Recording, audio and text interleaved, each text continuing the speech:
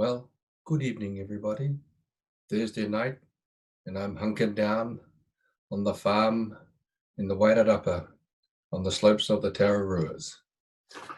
Share with you and discuss with you some of the events of the day. Todd Muller. Todd Muller has reshuffled his shadow cabinet. And David Clark, now the ex-Minister of Health, resigned today. And I'll come back to those two topics in a minute. But first, let me discuss some immigration matters that most of you may find of interest before I come back to Muller and Clark. We got an approval today, and so let me show you what we got. Here we go. 2nd of July 2020. The application has been approved. The start date is the 17th of June 2019. Says here, the last date you may enter New Zealand is 17 June 2020. That's a bit of a puzzle. That's a couple of weeks ago. So I don't know what to make of this, but this is the approval we got today. Approved 2nd July 2020.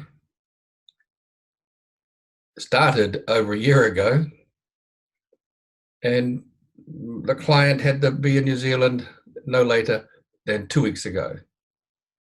I'm not sure how that works. I'll check with immigration and try and clarify that up. Presumably it was an unintended error on their part. Now, the European Union, God bless the Europeans. They put out a list of 15 countries that they will allow and give the privilege to entering Europe. Well, given the situation of COVID-19 in Europe, that's a bit like being invited to go for a swim in the Amazon and hope the piranha don't eat you. I'm not sure which one might be more dangerous. But anyway, we can go to Europe. And if you go to Europe, I hope Jacinda makes sure you stay there and doesn't let you back again. Now, another area of COVID-19. It appears that of the kiwis returning, whether they're New Zealand citizens or resident visa holders, evidently 367 of them refused to be tested for COVID-19. Well, Jacinda, you passed the law a couple of months ago that gives you immense powers. Use them. Be a leader. You tell those 367 people, one, you're not going to be released out of quarantine until you take those tests. And from now on, you will pay for the cost of keeping you in quarantine. And you can stay there and rot until you allow yourselves to be tested. Jacinda, don't let them out into our community. While you and Dr. Bloomfield had a couple of hiccups a couple of weeks ago, you've done what's needed to be done now. So you make sure those 367, I'll refrain from calling them what I think they are, but you make sure they stay right where they are. Now, to my mate, Ron Mark, you're the Minister of Defence, Ronnie, and you're not too far away from me at the moment. You're on the next farm over. You're in charge of the airport, really, not that Air Commodore fella. You're his boss. I hope you have read the Riot Act to the Air Commodore and pointed out, don't you think about having your bloody security troops guarding our quarantine people act the way they are in Victoria. I don't know if any saw it, but evidently the community spread in Melbourne has happened because the people, the security forces supposedly guarding all these people in quarantine in Melbourne, were running around having sex with some of the people there. And boom, guess what? They all go home. They're all infected with COVID-19 and they're spreading it around. I think it's like over 100 cases have come out of that. Anyway, sorry, Ron, I was just picking on you, having a bit of fun. But anyway, that's the immigration news. Let's turn to David Clark. On the 26th of March, our Prime Minister confirmed we were now at war against COVID-19 and we were at alert level 4. We're all locked down. And we, the population of New Zealand, we, the citizens, we all agreed with her, or most of us. Now, my expectation as a citizen of this country, that when we're at war, the generals should be at battle headquarters, in this case, the Beehive. Of course, every day we saw Jacinda. And every day we knew Finance Minister Ross Robertson was there. We also knew Dr. Bloomfield was there. The other person that should have been there but wasn't was the Minister of Health. Why wasn't he there? Because Field Marshal, ex-Field Marshal David Clark says, I ain't going to be on no front line. I'm going home to mum and the kids. And while the rest of you Kiwis, you better stay locked up in your houses and on your properties, and don't you even think of breaking alert level 4. That doesn't apply to me. I'm the Minister of Health. I'm the General. Not at battle headquarters. I can go ride my bike all around Dunedin. I can take my kids to the beach. I can move houses. I don't have to follow the rules. The lockdown rules only applied to us, not to David Clark.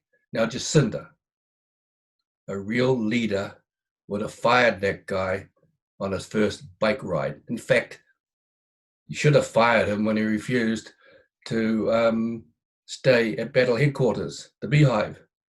You don't have your generals running off home to mum and the kids during a war. We need a leader, Jacinda, not a cheerleader. Now, you recovered somewhat, but you should have fired that guy a long time ago. And I'm glad you and Dr. Bloomfield have worked out with Ronnie Mark and got the airport under control. Anyway, that's my thoughts on David Clark. Should have gone 2-3 months ago. Now, Todd Muller. He today announced his shadow cabinet reshuffle. Now, Todd, he's a nice guy. Must be. He went to my old school at Tauranga Boys College, the school that breeds leaders of our nation. Black Caps captain Kane Williamson, All Blacks captain Sam Cane, America's Cup captain, Olympic gold medalist Peter Burling, double world champion, multiple world champion Mahi Drysdale. And Todd, nah, not yet, Todd. You got a way to go, bro. And wow, just 1 month after announcing his shadow cabinet, an irrelevancy, by the way, he's having a shuffle of his irrelevant shadow cabinet. And this time, he's given in to the demands of his petulant neighbour, Simon Bridges.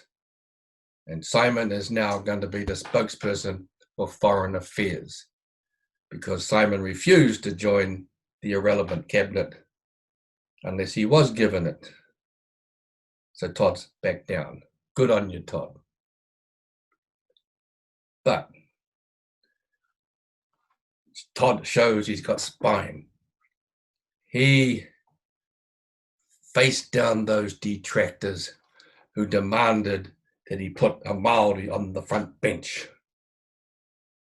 He stood fast by his principles. Only those with the most merit and competent are going to be on my front bench. And that's why I have no Māori there, because of my caucus, none of those Māori are good enough to merit being on the front bench. And hey, he doesn't need to. He told us he knows all about being Maori. He told us that he was the little white boy, the only white boy in his primary school at the Puna Primary, down near Tauranga. That's where I went to school. Not the Puna, but I went to Maryvale, the only decile one school in the area these days. Anyway, but Todd, he knows Maori, the only Maori at the Puna Primary School. And that's why he told us he had his first big public meeting after he was anointed as the leader of the National Party. He had it at the Puna Rugby Club. And it's not his fault that all his people forgot to invite the Maoris there. Because when I saw her on TV, I was looking, there must be a Maori in that club somewhere. Don't think there was, but never mind. So, Shane Reti, nah, you're not good enough, bro. You're not going on Todd Muller's front bench just because you are a real medical doctor, not like Michael Woodhouse or the dearly departed David Clark. And doesn't matter that you've been lauded for the incredible work you've done over the years as a health professional. You're still not good enough, bro, for the front bench of the National Party, because Todd needs to keep Michael Woodhouse there in that portfolio of health, because he knows that Michael, he's not going to back away from the petty politicking that he exhibited last week when he said, stuff the lives of New Zealanders. I'm going to keep secret what I know about those two women that arrived from the UK. So anyway, that's my wrap up for Thursday, 2nd of July, 2020. About 83 odd days ago, the election, I think. Yeah.